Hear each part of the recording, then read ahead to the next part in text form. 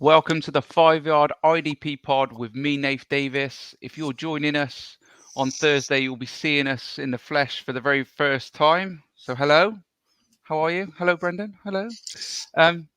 It might come as a shock to some of you. We're sorry about that. You can pick yourself back off the floor now. As you can see, I'm joined by my wingman, Mr. Brendan Veal. Where's your hair gone? Oh no, he didn't. He never really had any hair. I'm only joking. He hasn't had any for years. But he's wearing his cap. How's Tricks, Bren? How's your fantasy week 2 been? Yeah, not great. Got to be honest. A decent start last weekend, but no, struggled a bit in the Lawrence Taylor League. So I'm going 1-1 in that, dropping to 0-2 in our Ray Lewis League. Bit better in some of the home leagues, but no, as far as IDP went, it was a little bit disappointing. Good point score in the Lawrence Taylor, but just missed out by about 20 points in the end. So how'd you get on?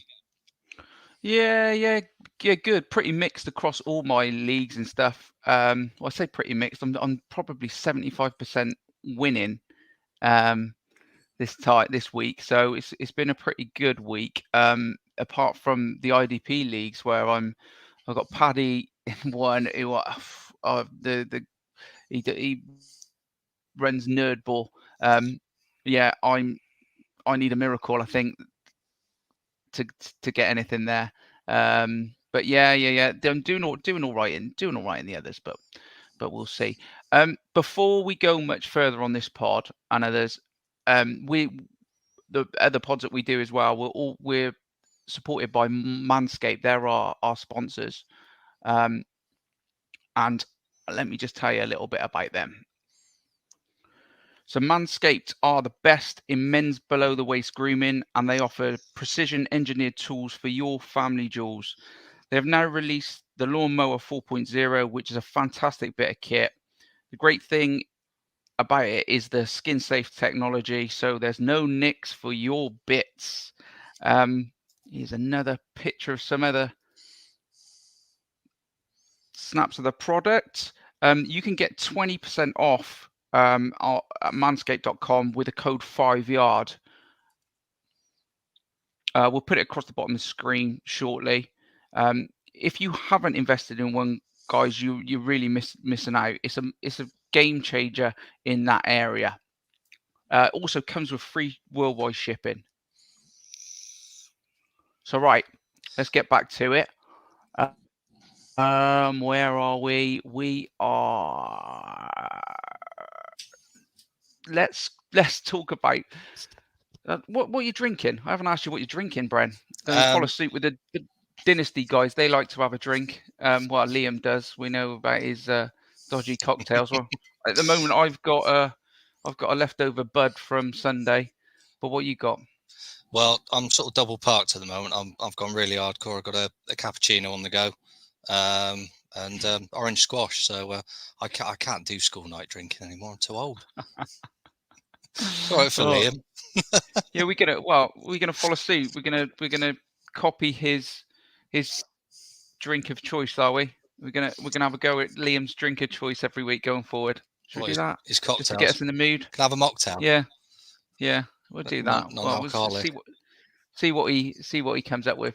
So let's get straight into this week's games. Week 3 is upon us. If you kick it off with the Thursday night football tonight. Yeah. So looking at tonight's game. So Panthers at the Texans. So we like the Panthers coming into this season. They had a good win at the weekend, pretty convincing. At home to the Saints, 26-7. I did a right off the back of it. Brian Burns picked up a good sort of 16.5 points, sack, tackle for a loss. They really kept the Saints out of the game for the most part. They got a few points on the board towards the end of the game. It's nice to see rookie JC Horn. He's picking off the backup quarterback now at the Texans following the injury. So that pretty much closed out the game. I'd be fairly heavy on the Panthers for this from an IDP perspective. I don't really think it'll matter which Texans sort of QB starts. Hassan Riddick has had sort of good back-to-back weeks. He's the LB8 at the moment, but you've always got the option to play him at DL, which we would generally recommend. Daquan Jones, a tackle, racked up 13.5 points. He racked up a sack as well. So I think, to be honest, as far as the Panthers go this week, I'd be looking at, obviously, you're playing your Shaq Thompsons, your Jeremy Chins, your Brian Burns. But I definitely think there's some value in that D line as well. Texans, they've not been terrible. No. I mean, let's be honest, far from it. I mean, okay, the Jags were awful week one. The game last weekend against the Browns, they were in it. For a good sort of half to sort of thirds of the game. And then Chubb just ran it out of them towards the end of the game, really. I think the defense was looking a bit tired and battered by that point. I managed to force fumble on People Jones. Justin Reed picked off Baker. Christian Kirksey, linebacker, went for a good 15 points after he had a monster week in week one. So he's racking it up consistently. But speaking about monster days, I mean, you got Gruger Hill had 33 points. Sack, forced fumble. I mean, he had a day at the office. So really, I think the Panthers will have too much for him tonight. As I said, we've liked this young defense. It's good to see it sort of, performing the way we sort of thought it could do. They've looked good so far. But I wouldn't write off the Texans completely from a defensive point of view. Sam Darnold, as good as he was, and he was good on at the weekend. He's still got a mistake in him. So I think, you're looking at the scores that, Gruger Hill and Kirksey put up in the first couple of weeks. I think if there is any value in that Texans team, I'd probably be looking at linebackers. Maybe something if you're a bit short in sort of the secondary. But I think the linebackers from the Texans point of view is probably where the value is. I don't know what you're, Yeah, I mean, the Tyrod injury is quite an interesting one. Davis Mills coming in. He really pings the ball. I mean, he really throws that ball hard, to the point of where there's definitely a pick or two out there if he plays. But we'll have to wait and see on that front. I would think I would be looking at the Panthers secondary. I think they really could be in play on that, but that's quite a normal sort of like line for me for anybody that sort of does play the Texans. However, I mean, Tyrod's been really quite consistent. So yeah, it's a difficult shout on that because we don't know the QB status at this stage. So let's wait and see on that. But yeah, I've got the Panthers to win that. Okay, so you're up. It's me. Cardinals versus Jags. I'll start with the Jags on this. Miles Jack's looking good. Josh Allen, he had 2 sacks. He's got 2 sacks so far this season. I've got a note on Andrew Wynyard. He's one guy that's going under the radar.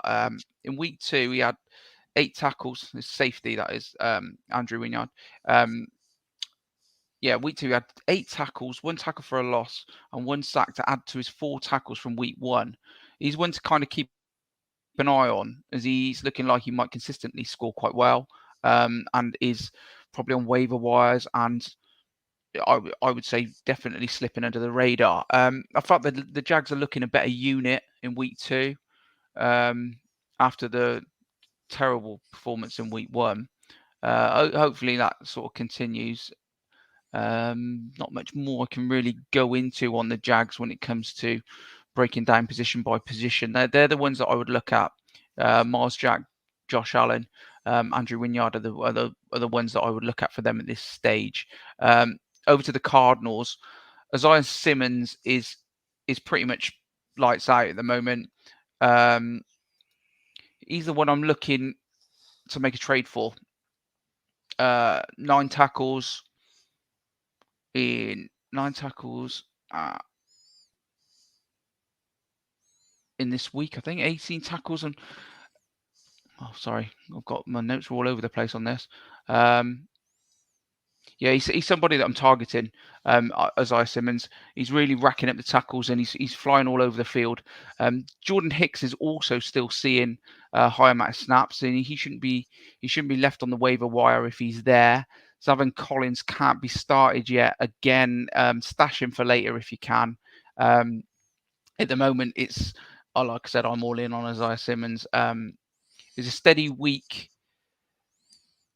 for the Arizona secondary defensive line compared to the high scoring week one. JJ Watt brought some serious pressure on Kirk Cousins. So yeah, the front, the DLs, they're looking particularly good. I expect you might see Chandler Jones get another sack, maybe, but mind you, I haven't seen. There's only 2 sacks that Trevor Lawrence has taken so far, which is not too bad considering the poor performances that really have been out there. I've got the Cardinals winning that. What have you got? What have you got, Bren? Yeah, same for me. I mean, yeah, I think Arizona would be too strong, but like you say, I mean, Josh Allen on the Jags, as you mentioned. I mean, he's had good weeks. Good point scoring. If he can keep up the consistency, then I don't think you're going to struggle to find him on waiver wires, because I think a lot of people, are quite keen on him. Yeah. But yeah, the Jags have improved. Wouldn't have been difficult on week one, as you say. But yeah, I like the look of Arizona at the moment. So I think they'll have too much, and I think they'll rattle Lawrence a bit. I can see a couple of picks potentially. So yeah, I'm definitely all in on the Cards on this one, mate. Okay. Cool. Moving on. So next game I'm going to cover off is the Chargers at the Chiefs. So let's kick off with the Chiefs. Tight loss last weekend against the Ravens. As I say, lost a tight game on special play from the rookie DE sort of Ower forcing and recovering the fumble with 1:20 left on the clock. That iced the game. Really could have gone either way. If the Chiefs keep the ball, then it's a different scoreline. But I think this game, the Chiefs are going to want to put pressure on Herbert. The Honey Badger's back, Tyrann Mathieu. And he had a day.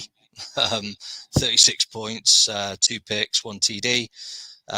Elsewhere, Daniel Sorensen in the secondary. Again, big day, 27.5 points, sack, 2 tackles losses. Nick Bolton at linebacker picked up 17 points. Another tackle big up Nick Bolton, my man. People need to listen. Kids quality.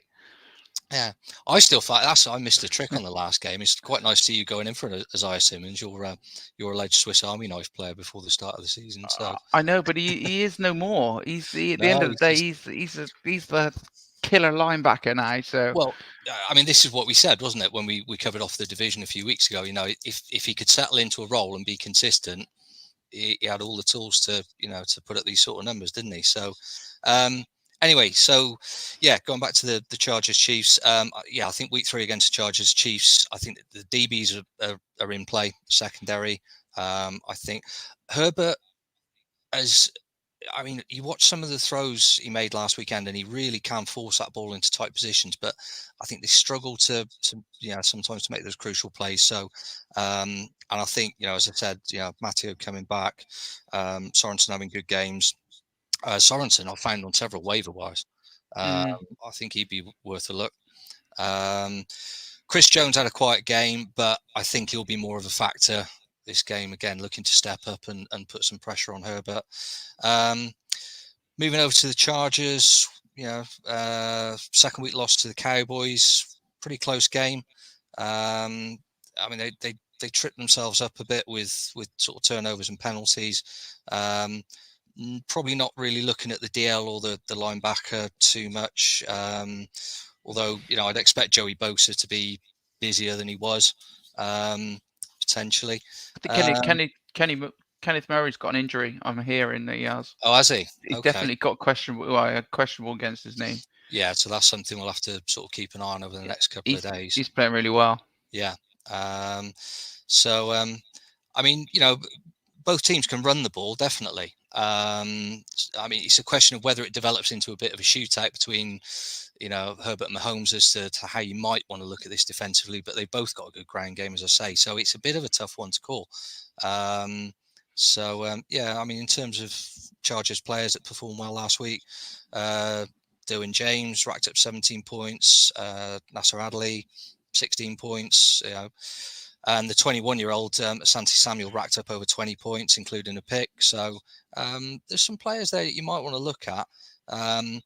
But against the Chiefs' run, you could potentially make a case for the likes of sort of Jerry Tillery at DL. Had a decent game against Dallas, 12.5 points. So I think there's value in both defenses, but I expect the Chiefs to hit back hard, after that defeat. And I think defensively they'll have too much. And if they can, I think Herbert's pretty sort of, he's pretty cool under pressure most of the time, but I can see them getting to him. I can see them forcing a couple of mistakes. So yeah, I've got the Chiefs sort of bouncing back this week and taking that. And I think the bulk of the value is probably in that Chiefs D-line. Defense as an all round. Yeah, so. I got the Chiefs as well. I think it'd be a good game. I'm sure Chargers will try and light it up and try and play.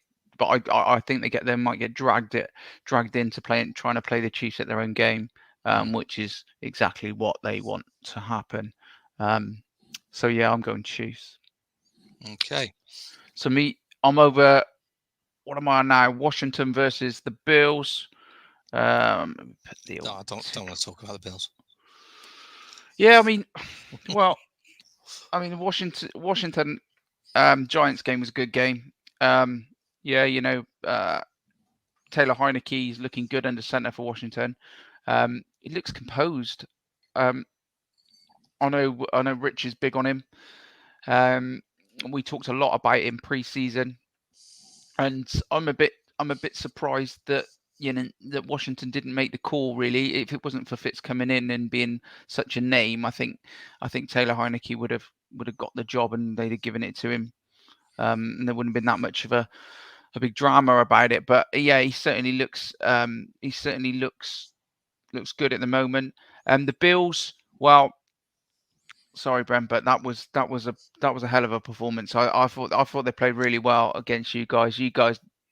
The Dolphins just didn't really show up. But again, the Bills got in early and done damage early. So yeah, so going through it, I expect it to be tight, but from an IDP perspective, there are definitely points to be had from both sides. I don't expect the Washington DLs to score anywhere as well as they did against the Giants. Chase Young and Montez Sweat are not really lighting it up at the moment, and it's the points coming from the interior guys more. Jonathan Allen top scored in week 2. He had another 2 sacks to add to the one from week 1. So I'll have a look out for Jonathan Allen if he's around. The guy I want to talk about is Cole Holcomb, though, the linebacker. Cole is really being productive. He's seeing pretty much the majority of the snaps. He seems to lead that defense. He's there barking out orders, and he seems to be the man in Washington. He's had 17 tackles over the first 2 games, so he's definitely a solid ad. Kendall Fuller from the secondary is also a man to have. He had 7 solo tackles and a sack, racking up 24.5 points in week 2. So yeah, there's some decent players. There's some decent players to have on your team from the Washington side of things. Flipping over to the Bills, Matt Milano, one of my guys, one of my must-have guys. I pick him up all the time, and he is going off at the moment, so I'm doing really quite well out of him. Over Tremaine Edmonds, actually, Matt Milano is the one to have at this moment. It's because he gets seriously involved in rushing the passer, and he's just one of these guys that always seems to be, if a fumble comes from somewhere or a tip or something, it usually seems to be someone like Matt Milano who just flies round and picks it up. like he did on Sunday. He scored 25.5 points in IDP Plus last week. He got to the QB twice. He got a sack under his belt, 2 tackles for a loss, and he got that fumble recovery. Mention also 2 sacks from rookie edge Greg Rousseau. It was nice to see. Not so much for you, Bren. Sorry, mate, but he's looking promising. Oh, Greg Rousseau. We'll get to the Vikings game in a minute. It's fine. Anyway, yeah. So yeah, it's nice to see another rookie. Rookies are definitely going to be the talk of this week. So Greg Rousseau had a game. Mika Hyde, Jordan Poyer, and corner Levi Wallace have all started well. The secondary is doing. They've been impressive. The whole Bills defense, to be honest with you, are looking very good so far. I'm going for the Bills in this one. I just feel that they got a bit more to offer offensively than Washington, but I'm expecting a good game. How do you see it, Bren? Yeah, well, it's a bit sickening, really, because when we covered off the AFC East, there were a couple of guys I highlighted. The one to watch was Rousseau, because I said at the time, well, if he's not everyone was too hot on him, but he had all the tools to Another one we got right.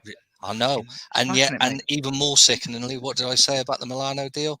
Yeah, he's a gamble, but if he stays fit, he's a must-have. Well, he's a must-have gamble. Really, I felt he was worth the punt.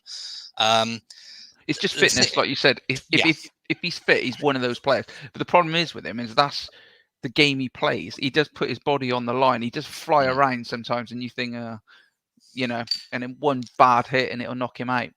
But I mean, the problem is that they're not. I mean, as I mentioned before the show, I mean, I'm sat here dressed all in black today in mourning. At the death of our O-line yesterday, at the weekend rather, because it just died on its arse. I mean, we knew it wasn't great coming into but you just can't do that. I mean, they made life really quite easy yes, it's a good defense. We know the Bills are a good team. We know they're favourites to win the division, but you've got to work harder than that. You really do. It's not taking anything away from the Bills, but yeah, my Finns made it very, very easy for them on Sunday. That O-line's got to get its shit together quick, because anyway, I'll have my rant about the Dolphins when I cover off that game shortly. So Bills. I like Washington, but Bills at home, too strong for me. Yeah. Okay. Moving swiftly on. So where am I going? I'm going to Cleveland. So we've got we got the Bears coming to Cleveland to face the Browns. Browns, picked up a decent win sort of against the Texans on Sunday. Texans were in this game, mind. It wasn't a blowout. Baker was looking to injure himself after being sort of picked up by Justin Reed and then trying to make up for it with a rather awkward challenge, but they got away with that. And in the end, Chubb made a deal. As I said before, when we were looking at the Texans, Chubb came in towards the end of the game and just ran it out of them, really. So a little bit of an awkward one to call. I mean, Dalton was from looking at the Browns defense. Will it really matter which QB starts? I don't know. The talk at the moment is it could well be Fields, because obviously Dalton did sort of limp out of the game with a knee injury. So I'd be expecting a bigger week from Myles Garrett and Clowney. There's not too much else in that D-line that sort of really excites me at the moment. Malcolm Smith had a day against the Texans, so 23 points, including a pick, but I'm not sure I see a repeat of that against the Bears. Certainly not in not in terms of the points, but he could have a decent game. If Fields starts, I think the DBs are going to be sniffing around looking for mistakes. Although I like Justin Fields, but he's still a rookie quarterback. Bronny Harrison had a solid game at the weekend with 13.5 points. He's available on the waiver wire. Denzel Ward could be worth a look after a decent week one showing against Kansas. Again, I've seen him on the waiver wire. Yeah, so there's some value in that Browns defense. Moving on to the Bears, who picked up a week 2 win at home to the Bengals. Got to start with Roquan, haven't we? I mean, Legend. just he just did a bit of everything, didn't he? I mean, and everything he did was just quality. 35.5 points, pick, TD, sack, tackle for a loss. I mean, it doesn't get much better than that, really. Yeah, just an awesome display from a quality linebacker. He's going to be after a monster contract sooner rather than later, given some of the money that's been forked out for players who, in my opinion, I don't think are quite as good as him. Khalil Mack chipped in, as you'd expect, with a sack, racking up 12.5 points. Not a mad week for him by any stretch, but he got involved. Eddie Jackson at DB sort of, chipped in with a forced fumble. Jalen Johnson racked up 21 points with a pick. So, I mean, the Bears defense made Joe Burrow's life a little bit of a misery at the weekend. I know the score, maybe doesn't tell the whole story. It looks, closer than it is, but they did rattle him. He did sort of make mistakes. The Browns will be a different proposition. They'll mix it up. Chubb will pound the ground. So outside sort of Roquan Smith and Khalil Mack, I think Hakeem Hicks and Bilal Nichols, are probably in with a shout. But Baker will air it out as well. I was gutted on Hicks this week. I picked up Hicks in a couple of deeper leagues, and I was all in on him to get a sack, and he didn't get one. But he was just constantly, like, he was one of them where it was constantly a couple of foot away. It seemed to be every play. Driving me mad. Close but no cigar. Yeah. So yeah, but they'll run it, but Baker will air it out as well. So the DBs come into play. I think as a whole, if you've got sort of Bears defensive players, I think they'll be involved in the game. So yeah, it's. I mean, I think there's good value in the Bears defense, but I've got the Browns to win. Ironically, it's one of those games where you're probably looking at, as we've touched on, the other week, more value in the team that's likely to lose the game from an IDP perspective. But the Bears just don't. The first 2 weeks have shown they just don't put up enough points for me. Yeah. And I think against a fairly free scoring team like Cleveland, that can come back and bite you. Yeah. But I wouldn't be surprised if the Bears, pushed them. So it'd be interesting to see because obviously Anthony Walker at linebacker, Jock played a decent amount of snaps this week. The rookie linebacker, and played particularly all right. I thought he played quite well. But it's certainly a position of need. And that wasn't their choice to try and rely on him. I felt that the Browns lost a little bit of captaincy, a lot of, just there's points of the game where they could have. I reckon if Anthony Walker was there, I think they would have, they would have locked it in earlier. They would have won that game. They'd have been out of sight probably. It was just a couple of times where they just looked a little bit lost on things. But I like Jock. Don't get me wrong. It's just whether he's given the right amount of time. I think he's a different prospect to say like Nick Bolton. Nick Bolton was very much a tackle machine. Jock's a bit more leggy, a little bit more wild from that point of view. Great player, but still just different. Maybe not as I don't know what the word is. Sort of not consistent, but you know what I mean. Sort of straight down the barrel of gun that you need to be against a team like the Texans, really. Yeah, but I think Chicago should take. I mean, if you go back to the Browns Texans game and last weekend, the Texans got to Baker. They caused some, and that Bears defense is considerably better. So it's not a cakewalk for the Browns by any stretch this game, I don't think. So yeah. Yeah, okay. I'm going. Who am I going? Did I say Browns? Yeah, probably. I think they would. They probably will. I think Browns at home. Yeah, but the Bears will be in it definitely. Yeah. Right. Over to me. Yep. Colts Titans. Oh, well, Titans coming off a fantastic. It was a great game Sunday night. Loved that game. The Seahawks Titans. It was in your face from the word go. I mean, I've never seen this, flags everywhere, just constantly. It was kicking off all over the place. And it's not even a divisional matchup, not like this one. And this is going to be I think the same kind of game. It's going to be really in the face. Both sides going to be all over the place. And I expect a lot of penalties being called. And I think that will actually play into the Titans' hands. Going through some of the players, let's start with the Colts. Let's go for Kari Willis. He top scored for the Colts in week 2. He intercepted Matthew Stafford. He had 7 tackles. He's had 7 tackles actually in each week, so he seems to be a solid play moving forward. The obvious names are scoring consistently for the Colts. Darius Leonard, obviously, but you're not going to find him on a waiver wire. DeForest Buckner, Kenny Moore, they're all locked in starters.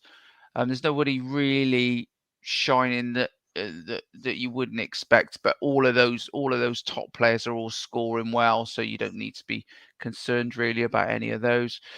Flipping it over to the Titans, my pick this week is Danico Autry, the Titans DL. He returns to play against his former team, the Colts, and he could get a sack. The Colts, I've been sacked 6 times already, and we are not sure. I think I've heard today. What did I say to you, Bren? He's got not one ankle sprain. He's got two ankle sprains. Carson Wentz. I don't know. Yeah. Is that on both? Is that one 2 sprains on one ankle? I don't know. Yeah, he's got ankle issues. He has got ankle issues. I got no time for him. I don't know why. I'm really starting to dislike the guy, but I don't know why. But there we go. Yeah, sacked 6 times already. Jacob Eason could be coming in. That doesn't probably brings in the Titans secondary a bit more. I don't know. God knows. I mean, it doesn't get much better than playing against Carson Wentz. So when you're bringing the rookie in, I don't know whether that's better or worse. It's still not great. So whatever way you look at it, the Titans should sort of feast from that point of view. Harold Landry is also often running on the sack count from the Titans side of things.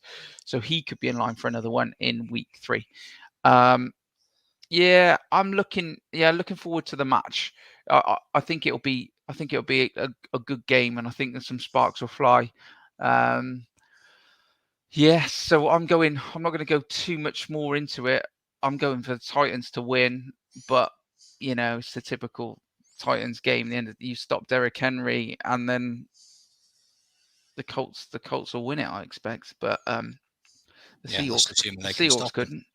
Yeah. Exactly. So yeah, what do you reckon on this one, Bren? Who's your pick?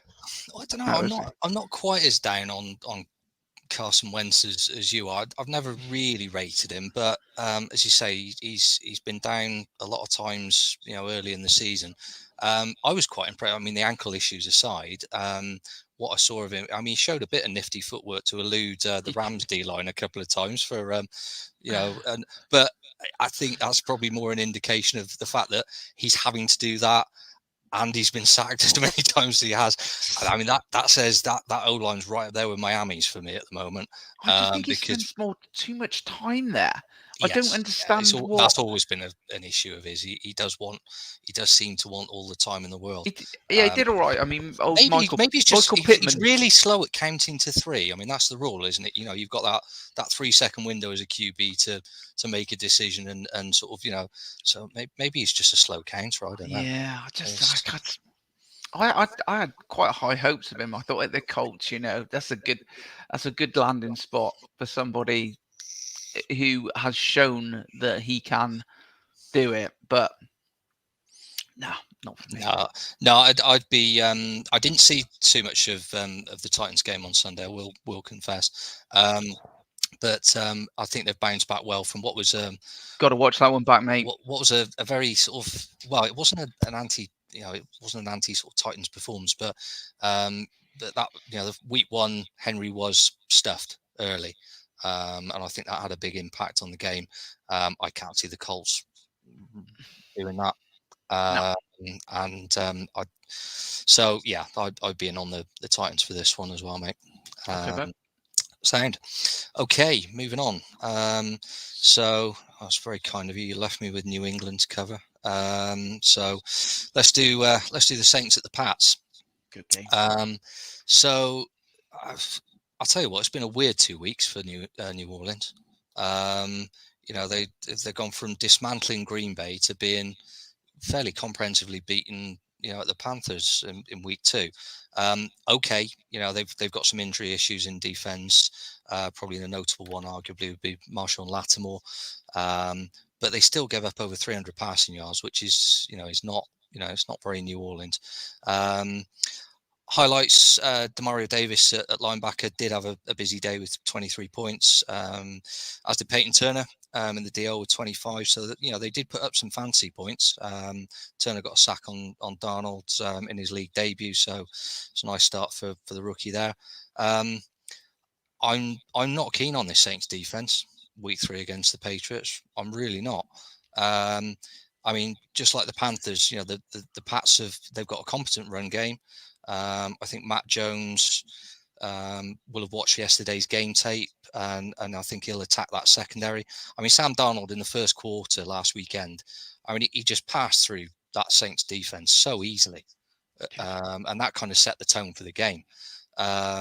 So I think, to be honest, unless you've got no option, I'd probably be swerving I'd be swerving the Saints defense until they're going to have to demonstrate to me that they can be more consistent as a unit. They can't flip-flop from a blowout against the Packers to a performance like that yesterday. I don't think I better than most. I had a bit of a downer on New Orleans coming into the season. I felt there were a few injuries away from a car crash. Well, that defense has got some injuries now, and it's a question of how they're going to deal with it. I don't think it will be a car crash season. I think they've got too many good, experienced players. But we've said it time and time again, they're aging players. And they were going to pick up knocks, and I think that could come back and bite them in the ass this season. The Pats defense had an early Christmas week 2 against the Jets. They picked off poor Zach Wilson 4 times, and that was before the fourth quarter. Every time he launched that ball, it seemed to find a Patriot shirt. JC Jackson in the secondary picked up 22.5 points, 2 picks. Adrian Phillips and Devin McCourty both had good games. Both, they got the other 2 picks. They all got in on the act in that secondary. It was the Jets. Jameis Winston isn't going to make those sort of rookie errors. I think he'll be more cautious. He's more likely to take the sack than air it out and run the risk of turning the ball over, I would suggest. But I'd still be looking at that New England secondary because there's some good players there. Elsewhere, Matt Judon has been solid. First 2 weeks, weighed in with another sack yesterday. But again, he's one of those linebackers you can play, in the DL position. So make sure you do. And again at linebacker, Bentley had another good game. 18 points, building on 10 from week 1. Again, he's another player who's had two pretty consistent weeks. Certainly a much better week 2. Seems to be building on. And I found him on the waiver wires. So for me, God help me, I hate doing this. For me, I'm definitely in on the Pats defense this week. Especially if Matt Jones, as I say, if he finds himself passing through that Saints defense as easily as Darnold did. And the danger for the Saints is, it's the old adage: if they get out, if Mac Jones takes them out to an early lead, and they can run the ball. They showed that, just a couple of weeks. They get out to an early lead, and Winston has got to start chasing that game. Then that New England secondary definitely comes into play. So did you see the the run by Damian Harris. Mm. Did you see that touchdown? Yeah, That I was mean that was that's fierce. that's some hard running. I mean, it's not like Singletary against us in the first quarter where he went 46 yards untouched. I mean, from a defensive point of view, I was screaming at it, but you have to give it. I mean, the fact that he kept his legs churning like he did, I mean, fair play to him. Yeah, I mean, I suppose if there's a bit of a silver lining for that Saints defense, they did get to Sam Darnold a couple of times last week. So if they can get it, and Mac Jones, as confident as he looks, and he does look, out of all the rookies, he looks the least phased that I've seen so far. Whether that's just the Belichick factor.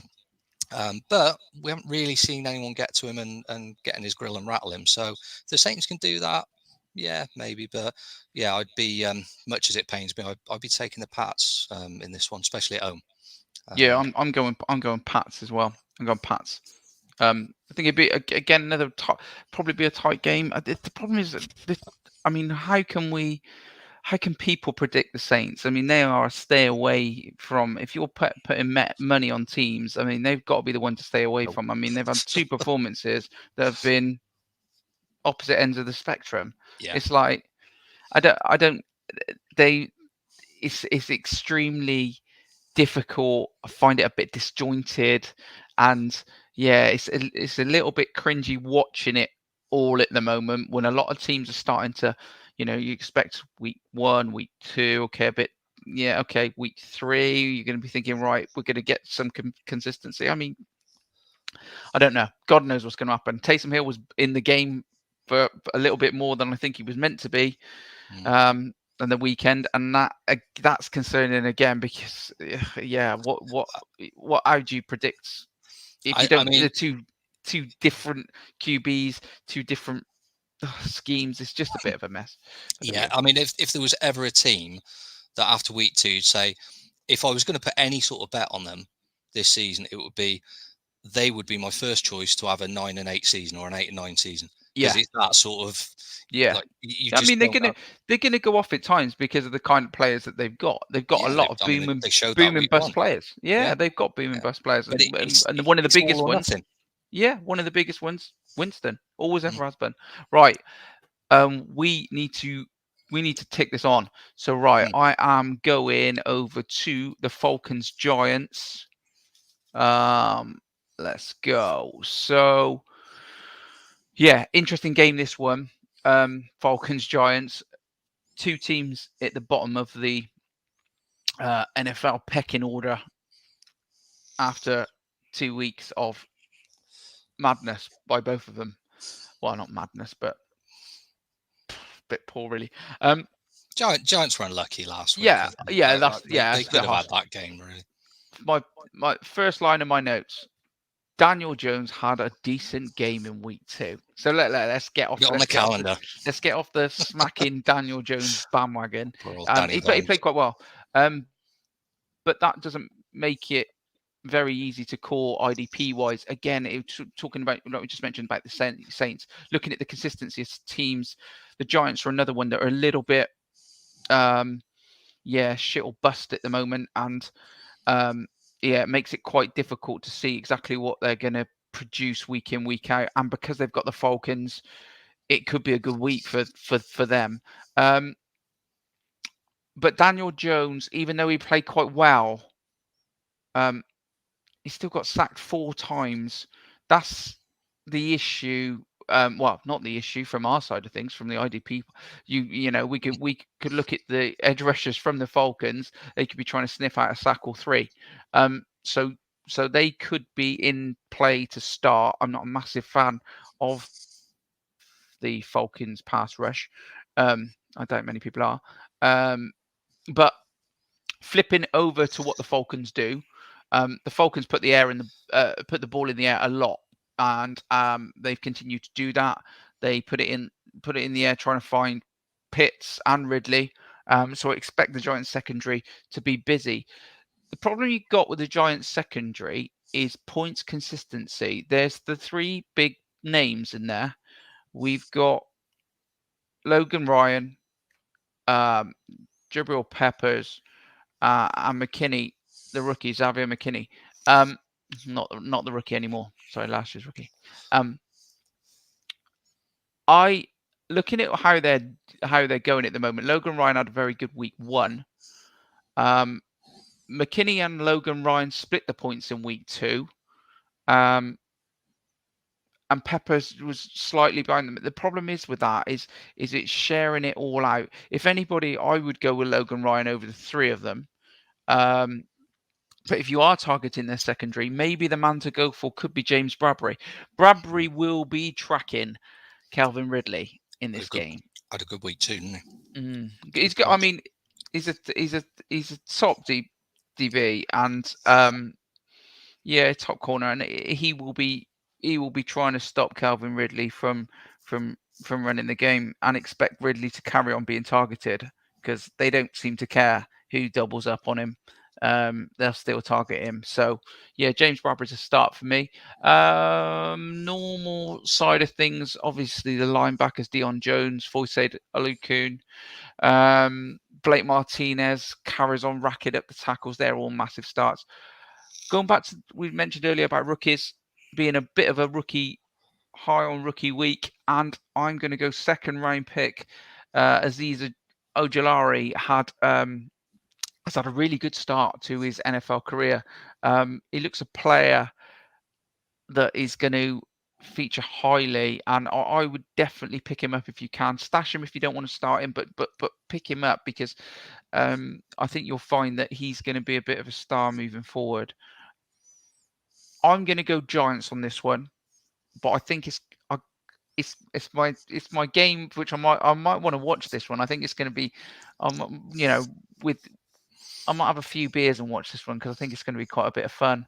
It might be quite high scoring and a bit crazy. So could be a big defensive play or two in it. What do you reckon, Bren? Yeah, I'm not sure about this one, as you say. I mean, you've got 2 teams that have had fairly inauspicious starts to the first 2 weeks. I think you're right. I mean, that Giants secondary is going to be sniffing around because Ryan will air it out. I'd like to see Jones put together a few weeks where he's consistent. Cut out the silly mistakes, the drop balls, the snaps coming off your pinky finger. It's just get the basics right, and because he has got some weapons there, and we said this before the start of the season. I don't think it's an easy one to call. I'd probably lean towards the Giants purely because, again, home field advantage. We said in the summer, the crowds being back would be a big advantage. I could see it being a bit of a basketball score if they both start slinging it around. I think there will be mistakes on both sides. But yeah, the Giants probably just about, I reckon. Sweet. Yeah. Okay, let's get you onto the Bengals versus Steelers. Okay, Ooh, so could be fun, this one.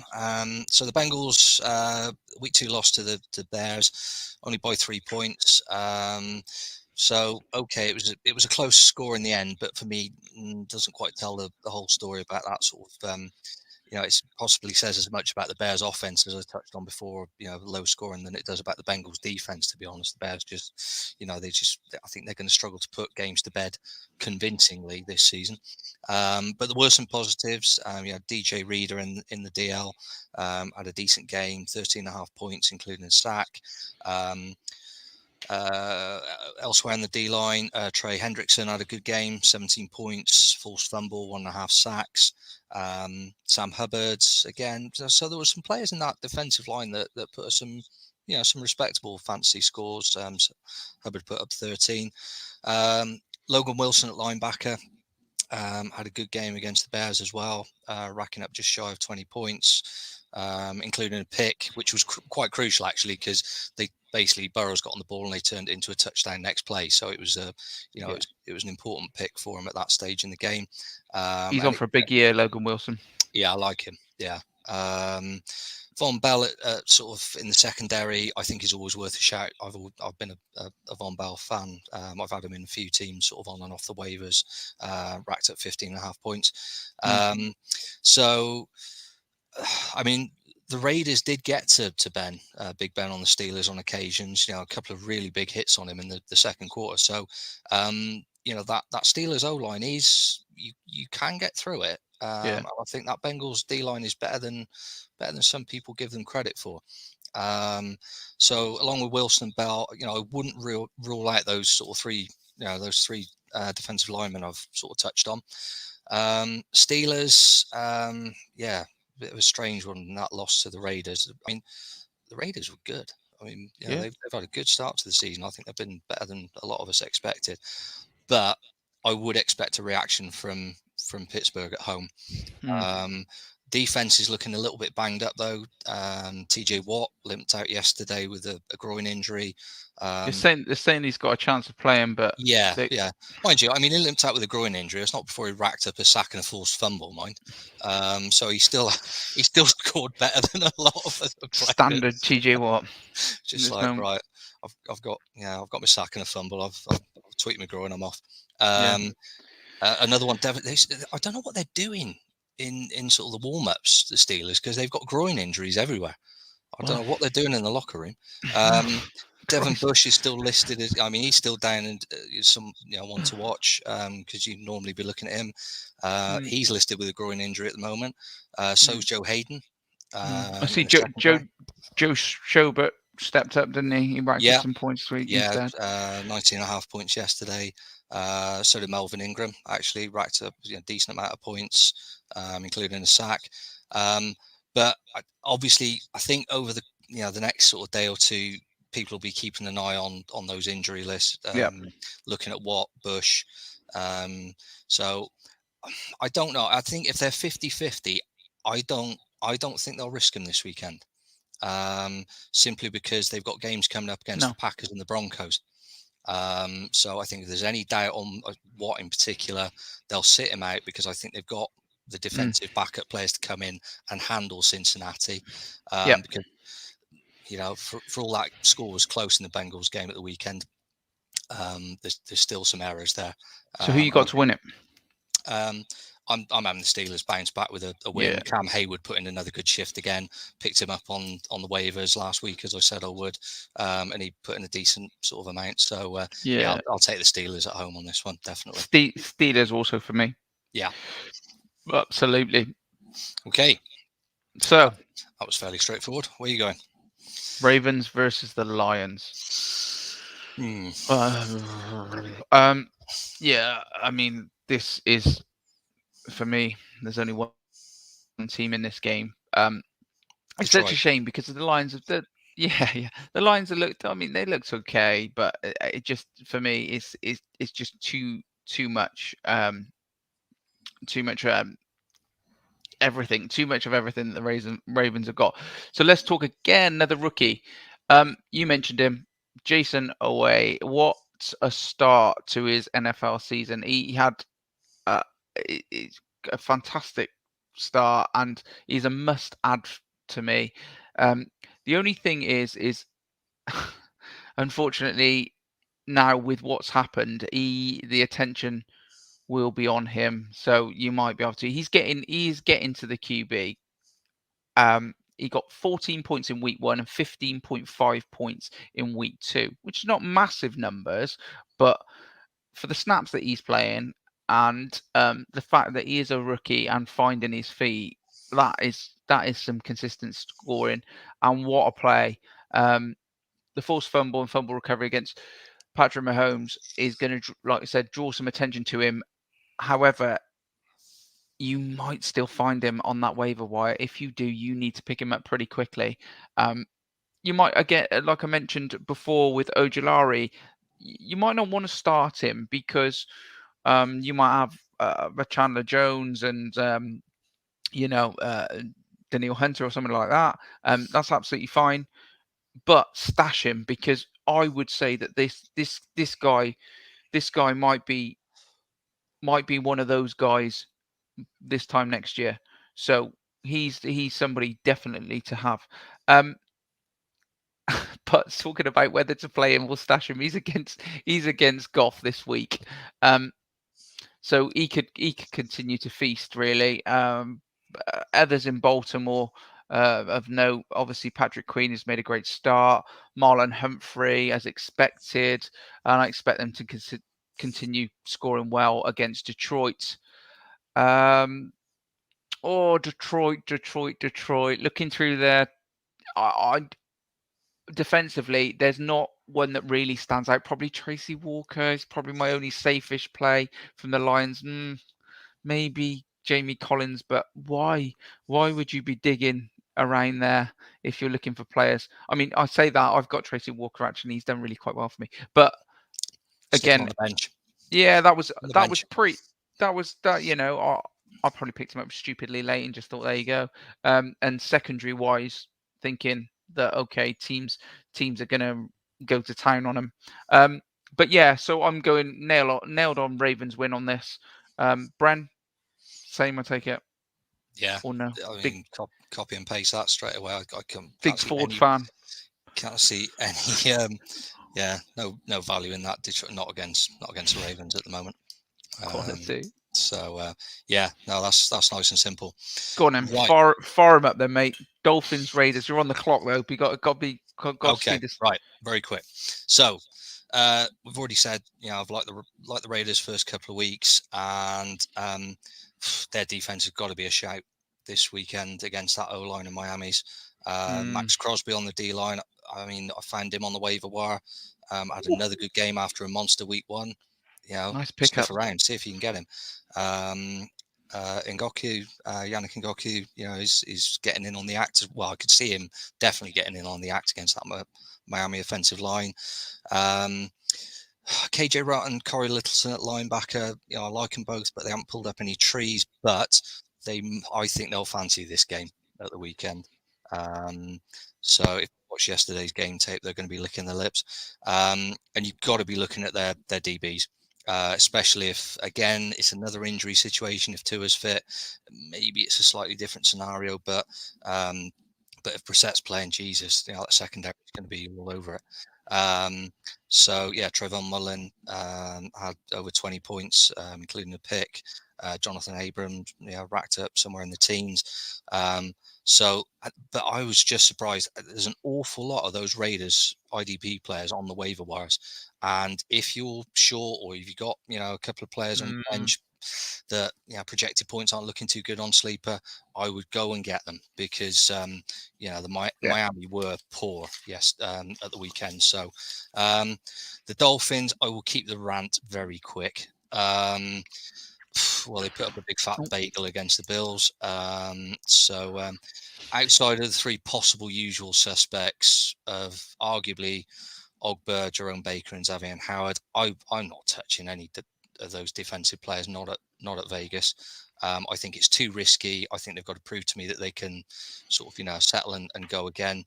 I have highlighted in the summer this issue with Miami's problem with the run defense. And I've already mentioned it. I mean, Jesus Christ, in that Singleton, first quarter, rips off 46 yards, goes completely untouched. There wasn't a player near him.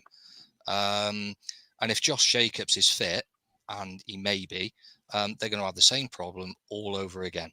But Christ, if they play like that, even Kenyon Drake's going to waltz through him. Mate. We could stroll through that. We called it the run defense. So, I was trying to be polite on the last pod, and then well, I'm done being polite after the last performance. Jerome Baker will play and rack up points, I guess, if you've got him and you need an LB there. We've touched on that. My worry would be that they'll end up knackered again because the offense cannot stay on the field. I mean, second quarter yesterday, Xavier Howard with a great athletic diving interception puts them in great field position. What do? Piss it away on downs and give the ball back to the Bills. And that's just not good enough. They're not going to push for a wild card spot if they're going to do things like that. The DBs are probably the only area I could make a case for because Xavier Howard will pull off plays like that. I question whether he could go again. He is looking good this season. I think Eric Rowe arguably could have had another pick at the weekend. But because Carr does like to air it out deep sometimes and he will gamble on occasions, I think you could make a case for one or two in that Miami secondary, but outside of that, I'm swerving the Dolphins defense until they can prove to me that they've got to do something about protecting the run game better. Summary, I think Miami would be better, but I can't see, based on last week's performance, I can't see anything other than a Raiders win. Yeah, Raiders look good. Raiders look good. I'm going Raiders as well, mate. Absolutely. Yeah. So where am I going? I'm going Jets versus Broncos.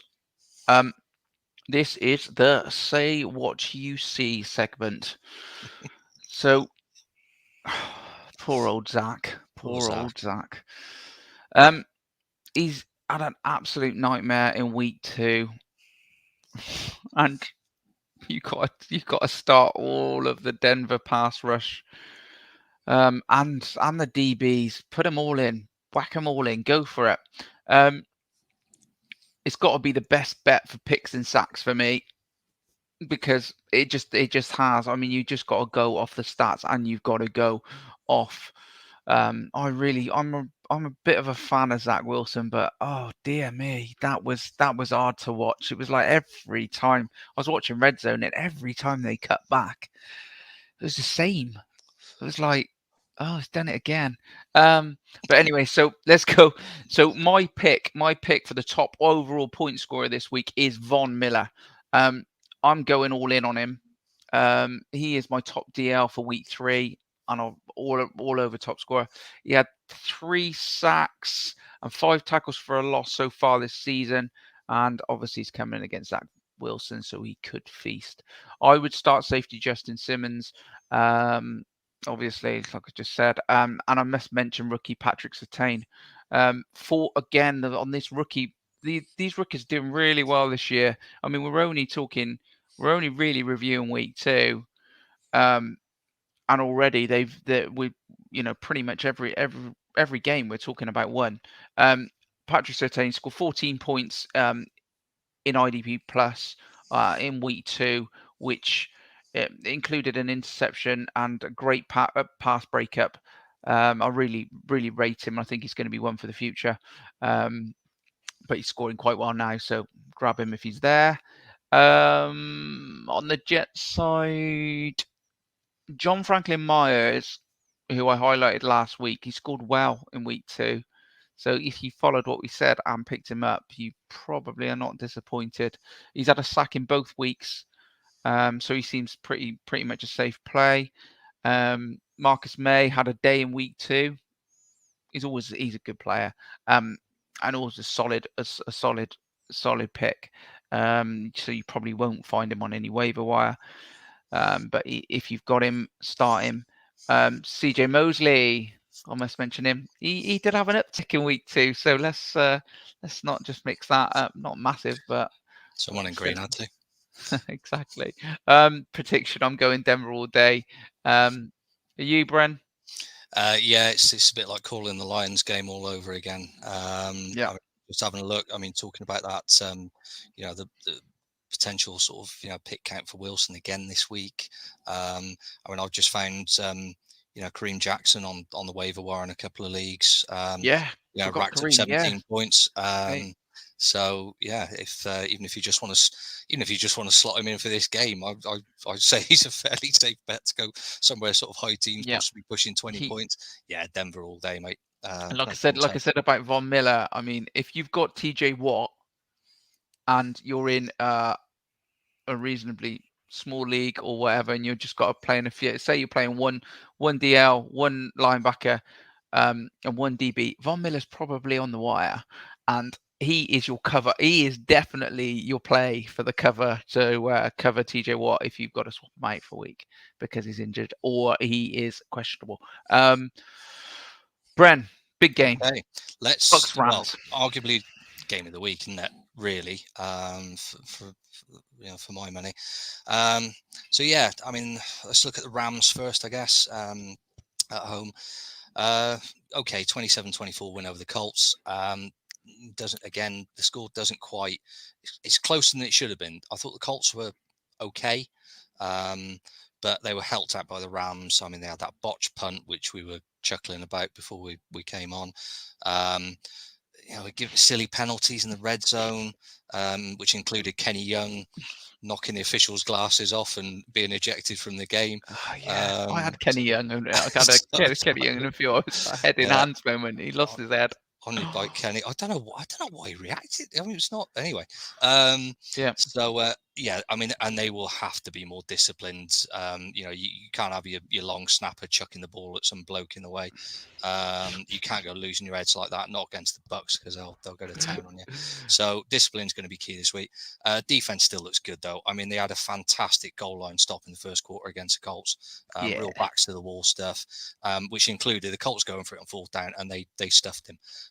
That's how good this defense can be when it's backed up. Leonard Floyd had a good game, good day at linebacker, 19 points, sack, tackle for a loss. Sebastian Joseph Day at DL racked up 23 points. I can't see him putting up those numbers against Tampa, but I think he's worth a look. The problem is you just don't know what this Bucs team's going to throw at you. Which makes it a little hard to predict from sort of IDP. I'd say from an IDP perspective, yes, there were some good performances at week 2, but I think for my money, I'm not gambling on this game. I think you stick to sure things. Aaron Donald did Aaron Donald stuff, not spectacular, but I'd potentially see him having a slightly better game this week against the Bucs. Jalen Ramsey was decent. I think he had a pick, didn't he? So. The Bucs week 2 was a bit of a cakewalk against Falcons. Really, Brady had a bit of a day of it. What's been a surprise is that combination of Vita Vea, who I tipped before the season to be a bit of a comeback player, and of all people, in Ndamukong Suh. They seem to be working well in tandem. They put a lot of pressure on Matt Ryan, closed the pocket quickly. Made him sort of really sort of rush some of those throws. I think they'll try and do the same against Stafford. It won't be as easy because it was the Falcons. Suh racked up 15 points, which for a 34-year-old tackle isn't too bad.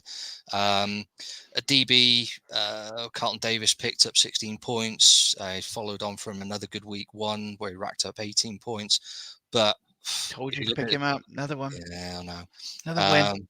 But you want to talk about monster games? Mike Edwards racked up 39 points. I know. Two picks, both for touchdowns. I can't wait to. I hope somebody just chucks on their fab at him, and then that'll be it. You won't see him again. That's his one decent game for the season. Well, funnily enough, just glancing back down at notes, monster game, Mr. Edwards, but I can't see you doing that against the Rams. Although don't discount the Tampa secondary. Stafford was still picked off by Kerry Willis, as you've mentioned, so he is susceptible to the odd mistake. My problem with the rest of the Tampa defense is it's all very spread out.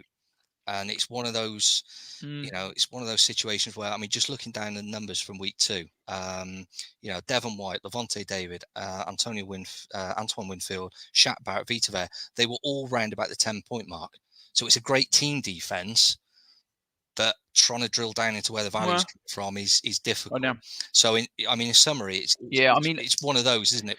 And we've had them before, where you go, it's going to be a great game to watch, but it's a bit of a pain in the ass to find some real hidden IDP value. I'm really looking forward to it. I think it'd be a cracking game. But my call earlier at the start of this season was the Devon White thing, where I just didn't see the chance of him doing that kind of thing again, and I still stand by that. I don't see how he's going to go off as much as he did last year, because it was a bit of a freak performance when you've got to not share it out, but I mean, it's like I think there'll be more standout players. Like you said, one thing the Bucs they're a hell of a team, and that's where they are, and they're a unit offensively as well. I mean, you look at exactly what's happening offensively. Week 1, Evans not in play.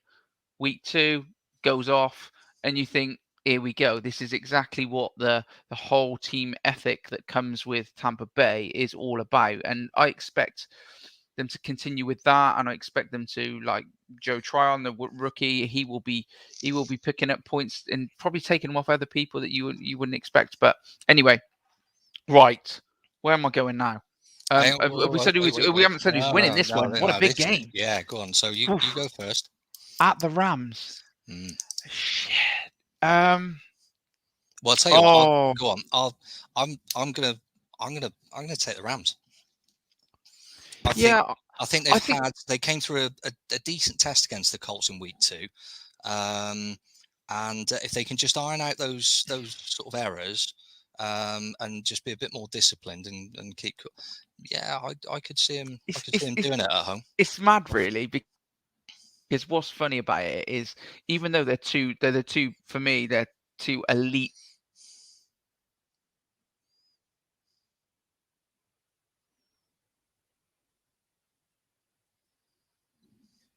Oh, hello. We went, and then now we're back. Both of them could be beaten, in my mind, anyway. So yeah, I'm gonna still go Bucks. Thought you might. I'm still gonna go Bucks. Okay, so we're split on that one then. But good game. So right, couple more to get through. Up to you. We got a few. Right, Seahawks, Vikings. Oh God's sake. People are talking about. I've talked a fair bit about the Vikings, and we've got a problem with just being. If the games are close, we will throw it away, or we will blow it. We've just got that kind of, I don't know, that thing going on at the moment with us. I'll go into that in a minute. Let's talk about players before I get too depressed. At least you put points on the board. It's kind of worse, though, isn't it? I think it's when you lose close and screw it up. Yeah, when you lose like that. I'd written off the game on Sunday. By the second quarter, I just went, nah, I'll just enjoy red zone for the rest of the night. Yeah, as well. And the thing is, because the Cardinals and everybody, I've got friends that are Cardinals fans as well, and they're very unrealistic. Usually, the Cardinals fans. They're like, every player that they've got is elite and the best at their position. However, as a team, they're bang average, aren't they, a lot of the time? And they're never really in the running, apart from, they rely so much on Kyler. It's unbelievable. However, and to lose like that is just like a kick in the balls. Anyway, so let's go into the players, though. In Danielle Hunter, the Vikings, have one of the best pass rushers in the game. And he is on it. On the other side, Bobby Wagner, the Seahawks have one of the best linebackers. Hunter so far has put up 4 sacks in 2 games and 4 tackles for a loss. Wagner has put up 33 tackles in 2 games, 20 tackles in week 2, which is some serious scoring by both of them. They're both playing lights out. Which is quite interesting. Now they're up against each other. Obviously, they're not actually physically up against each other, but on the pitch, which way this will go. I want to talk about just pick up on a couple of players that may sneak under the radar.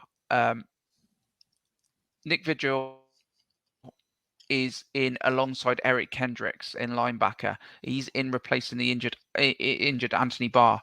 He's put up 18 tackles, 2 tackles for a loss, 1 interception, and a touchdown at the weekend. So he is a sneaky buy, definitely. From the Seahawks side, I'd like to put forward Kerry Hyder. He come from the 49ers.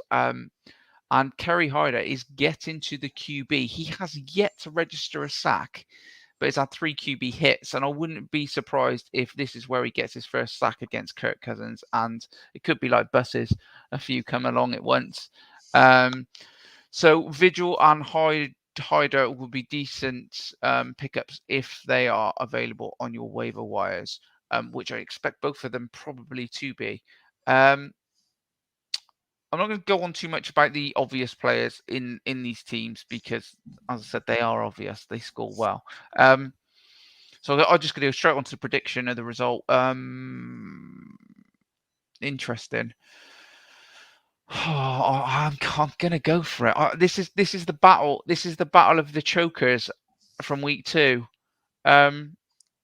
I mean, the Seahawks had it in the bag, absolutely had it in the bag. And it wasn't just the fact that they lost it to Derrick Henry. They gave up a lot of air yards to Julio Jones as well, and it's stupid times. The Vikings had it more in control, and they're kind of knocking on the door. There was a decent performance actually against the Cardinals. And it's at the Vikings, so I'm going for us. Just Vikings win. Yeah. Where are you going? Don't know. Quick. Bit torn on this one. Like you say, but yeah, there's some real value in that Vikings defense. I'm Go. I'm gonna go with the Seahawks on the road. I think they bounce back. But I'm a little bit on the fence with that. I wouldn't be surprised if the Vikings do it at home. I'll say the Seahawks just. Could be high scoring. Another good game. I quite like that. Like that one. Okay. Well, not from my point of view, probably, but there we go. Okay. Okay. Packers Niners. Two more to cover off. Right. I'll rattle through this one quickly because I've got to be honest. I haven't actually sat down and watched too much of the Packers. So, so it was Never mind. I'd say. Well, I mean, for a kickoff, it's at San Francisco. So I'm already leaning towards the Niners on this one anyway. For me, on that Packers defense, I'm sort of leaning towards the usual suspects, I guess. Your Kenny Clark's on the D line, who's going to be in there trying to stop that Niners run game. Chris Barnes, I said before the season, picking the linebackers at Green Bay for me.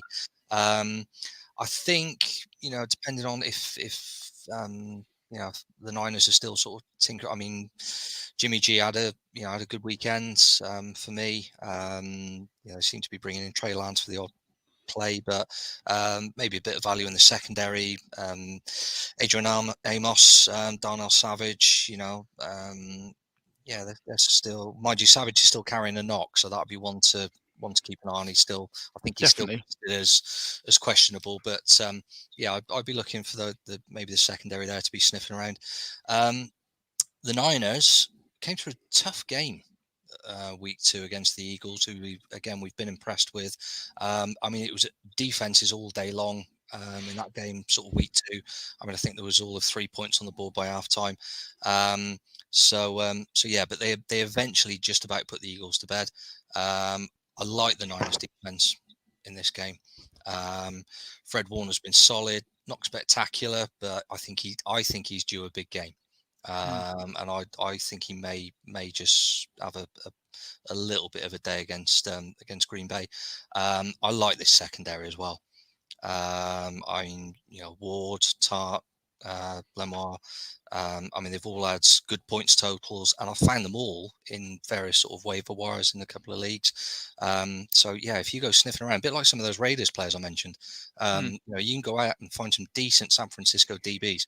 And then you've got Nick Bosa racking up over 20 points in the first 2 weeks. Monster. I think for me in this one, Niners win at home. I think the Packers are, obviously they've been, they are going to be better than they were in that week 1 showing. And for me, I'm going to take a bit of a punt on sort of Bren's little banker of the week and go for Nick Bosa to rack up 20 points 3 weeks on the trot. So there you go. There's Bren's banker. Bren's banker. We want to get something flashing up there. We're going to get Bren's banker. Not me. But yeah, you can get something flashing on the screen. No, you don't need that. Jesus Christ. Right. Niners for me, definitely in this one. Niners, yeah, Niners for me as well. Okay. I don't know. I'm waiting to see what happens with the Packers. Something's not quite right there. No, they're a bit like the Saints for me at the moment. There's some players there, but we know about all the contract shit and all that. But I mean, I don't know. Something's not quite right. Right, I am moving on to the final game. Eagles versus Cowboys. Monday night. Okay. Cracking game to finish. Another tough one to call, though, I feel. The loss of Brandon Graham and the loss to the 49ers are a bit of a kick in for the Eagles. And I feel that probably points it for me at a Dallas win. The Philly defense, though, was called decently in the first 2 games, especially up front. It's mainly due to Javon Hargrave. He was straight out the blocks in week 2. I finished with 17 points in IDP plus. Included 2 tackles for a loss. He also had a monster week 1, so he's sitting in the top 5 for DLs so far this season, which is impressive for an interior guy.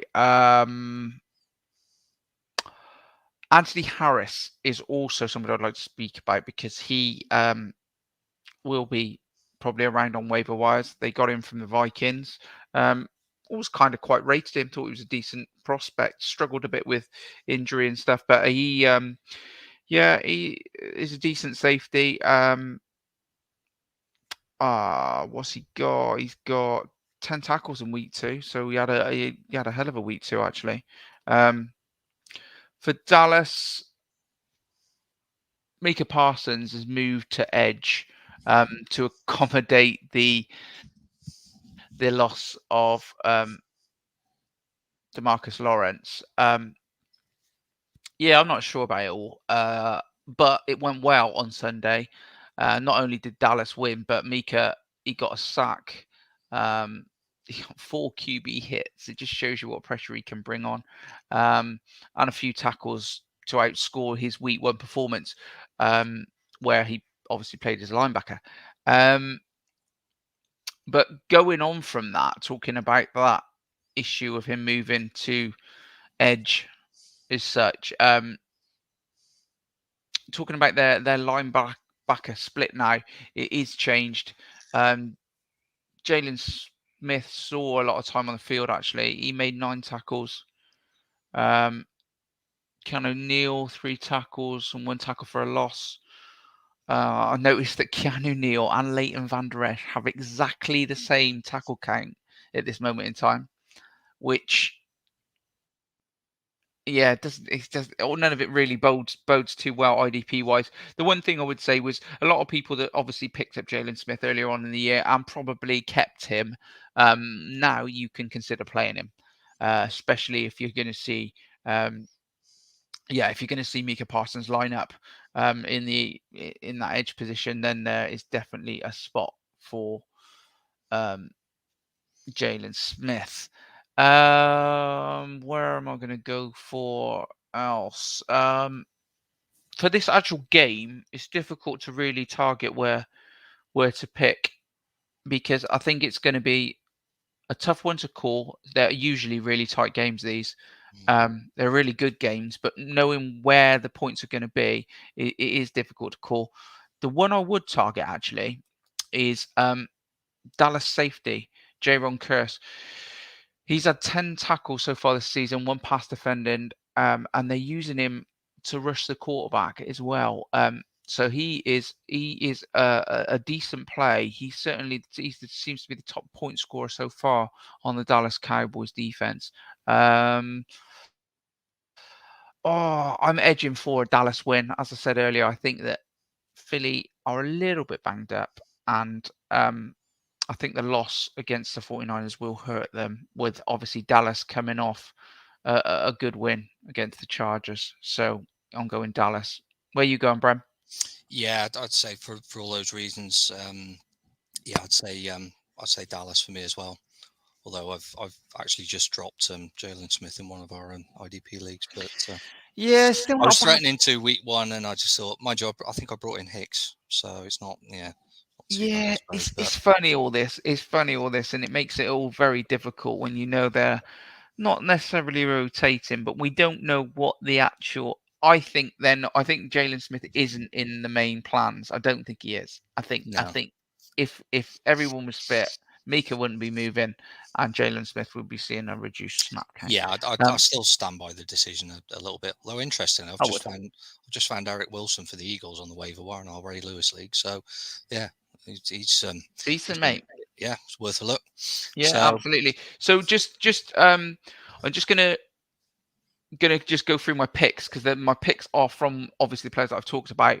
Von Miller is going to be my top point scorer all overall for week 3. Vikings linebacker Nick Vigil, if Anthony Barr isn't back, he's worth picking up.